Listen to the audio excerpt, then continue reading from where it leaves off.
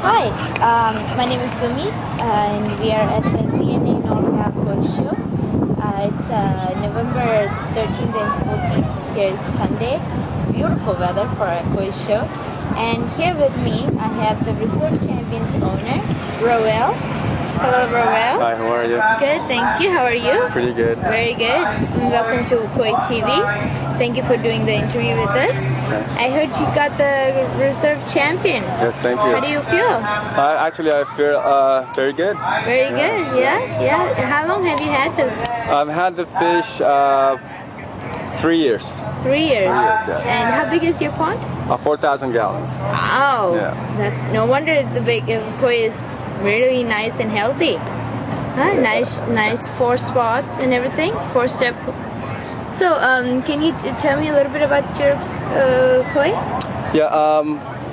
When it was brought out here, my brother from Majestic Koi is the one that initially contacted me to look at the fish if I was interested in it. Just looking at through the picture, at the time it was only 29 inches. Okay. So, being said that, we brought it in, and it was showed 2007 on another ZNA Koi show. Oh, okay. Straight from Japan. Oh. So it was a little, it's 5 inches smaller, and the quality wasn't as great. Okay. From 3 years in my pond, I, got it to where it is right now at 34 inches. Good. With only 5 fish, of course. Yeah. So yeah, that's and a lot of it. I think it has to do with the breeder. Yeah. The breeder of the fish, which is Momotoro. Momotaro. Right. And it's 7 years old. I got it when I was 4 years old. Okay. So it had for a fish being that size, it had a good growth rate. When you are having only 5 fish at your pond, how many times do you feed? In the summer when it's warm, from spring to like October, feed it about 8 times a day. When you went to Japan to get your kois, Yes. What do you look at? What are the criteria there's that you? a few different criteria because not every fish is the same. So a lot of people are going to look for body shape. A lot of people are going to look for skin quality. A lot of people are going to look for the pattern. Now, if you had a combination of those 3 together, the fish in Japan at that type of fish will be extremely expensive. So you have to kind of give way for one or the other, and we'll actually have to try and figure out which of the combination will work for koi shows here in the U.S. And to be marketable enough as well. So after a while, I've found that the specific breeders that I've been going to, I've been very happy with, and actually fortunate to know that their fish have been winning major awards in Japan as well. Yeah. So we ended up going specifically with those breeders, and my brother was just fortunate enough to lucky you guys are brothers, huh? When one. he gets good at kois, you'll be collecting all of them. Huh? Yeah. You have a so collecting became business available. going on? Well, I just purchased that a little one too, but we'll see how that one will turn out. Hope to see you at the next ZNA show, NorCal show. Maybe maybe in a couple of years, few years, Bring it up to the size and maybe win the grand champion. Well, we'll see. Yeah, We'll see. yeah. We're hoping anyway. Good We're job. hoping. I'm pretty sure that it'll come out pretty good. Yes. And it's a very good koi too. Oh, thank you. The colors are really good. The Sumi on it is to perfect. even get fish of this quality and in any aspect is almost an incredible feat. With koi that come in usually at about 30 inches or so, they usually tap out at about 30, 31 inch. Right. So for him to be able to bring it up another 5 inches is an incredible feat. And not only to bring it up to that level, but then as well as the skin and the sumi and the beni as well. Yeah. So bringing it up to this quality is very, very tough task to do. Oh, I definitely agree. Yes. And when you go to Japan, like during what time of the year do you go? Normally, for my clientele, I normally just go in the fall harvest. Fall harvest. Yeah. Okay. So, is it all your kois that you have in the pond from him? Yes. All of them, I'm pretty Yes, sure. pretty much. Oh, Yeah. now it is. Yeah. Well, he had around 60 pieces before. At one time. Yeah, in a 4,000 Yeah. gallon pond. Why? So that was, well, that's when we were first starting out. I wanted to get as much fish as I can in there, and unfortunately, you know, some of the better fish that I had, it started to go down and started to degenerate because of, you know, too much fish, and so the fish, all the excretion, it actually destroyed the water quality. Oh, okay. With that said, my brother informed me that I needed to reduce my load. From having 60 plus fish in there, his advice was to get down to 10. So that was the tough part, to get rid of all the 50 fish that I had in there. So eventually I did.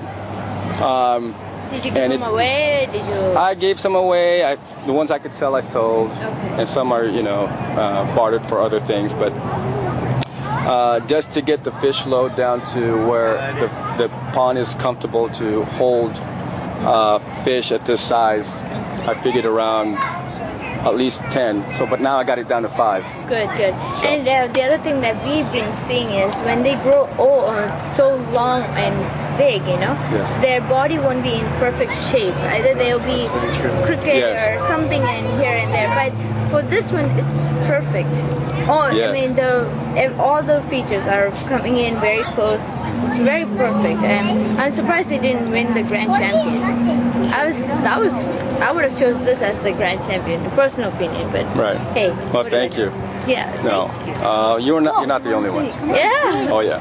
Yeah. I mean, it's and the funny thing is, the owner of that grand champion even shook my hand, thinking this was a better fish. Oh. That's a very compliment from him too. Yes. So. And how long you been in this? 12 years. 12 years. 12 years. Yes. Okay. And this is how many times have you entered your fish? 3 times. Oh, this one twice. Twice. Yes, and in 07 and today. Yeah. And how many shows have you been going? 3. 3, yeah. 3, yes. Yeah. So are you gonna enter this fish for the next year Koi show? Probably not. Maybe if I do, it'll be a couple of years from now. Because the fish, being this very hard on big fish for traveling. Right. So. Oh, you guys are not from here? Are you guys from here? No, I'm from San Ramon. Okay. Yeah. So he's about an hour away. Okay. I mean, just from that distance, it's actually stressed out so much. Yeah. And when you're packing the kois, I mean, I would like to get opinion from you and you. When you're packing a koi from Japan or from San Ramon, what are the things that you guys look at? I mean, it's such a, for you, it's something that's very critical is actually making sure that the fish haven't fed in a while, so then they actually will slow down to the point where you know, they don't have anything in their stomachs, so they slow down quite a bit, so then they don't move around so much in the bags. And then the other thing is that when they do have things in their stomach still, and as they excrete that, the water quality can go down really bad as well. So those are things that you have to really. So how long do you recommend not to feed them? Depending on temperature. If it's on the cooler temperature, I'd say about 10 days. 10 at days. least, yeah. Okay. And then in a warmer temperature, you're going to look at about maybe 7 days. 7 would days. probably suffice. Okay. Yeah. Okay. And how about you? When you are getting them ready for the shows and everything, what do you look at? First of all, I make sure that the fish is in good condition, no damages or sores, and at least the quality is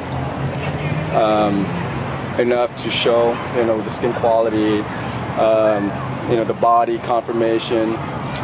From there, that's just feeding, making sure that my water quality is always up to par. With that, just preparing for the show, it's another, 5 days of not feeding them. Okay. Yeah. So. And when you, do you take any precautions, like in any treatments on hand or anything when you are traveling, or? Treatment, yeah. My brother adds, what is that? Just like a Chloromax or something. Yeah, it just kind of eases the fish from stressing. Okay. So. Okay. even with that, I mean, it's stressful enough for the fish to travel even at a short distance. Right. You know, It makes a big difference from even a 28-inch fish to a 30-inch, then to a 32. It's almost exponentially. So something of this size is actually very hard to travel with. Right. So I'm pretty sure this koi will not fit in a big sized cooler. No. Even. So how do you guys? I mean, Well, is there a it tank? actually, what he did was I recommended using his Measuring tub. Okay. And then what we do is we just squeeze it in so that way it won't be as loose and have as much room for You bag them in and then you put in a measuring That's tub. correct, yes. Okay. And do you wrap? I mean, secure with towels around or no, something? no, Just just squeeze it in a little Foam. bit so then it'll secure the fish a little bit more. Okay. Okay. Okay. So everybody has different schools of thought in regards to how one should be. Should it be bagged or should it be put in a transport tank? So there's two different chains of thought, and I mean, you there's could really just- no right way or wrong way. So Right. everybody has their own technique, and it would be the same as rearing the koi. You know, one will say, "Oh no, that's not the way to do it. You should do it this way." Another person will say, "No, this is how you do it." Right. But there's really no Perfect way. perfect way.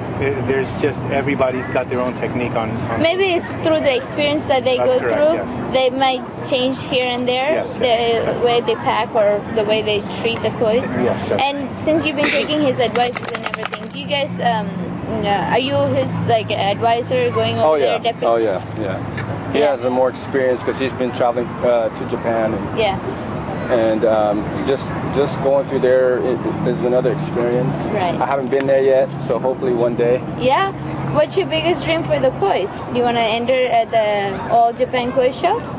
I don't think that this fish is not that caliber. Not this one, but one of your type.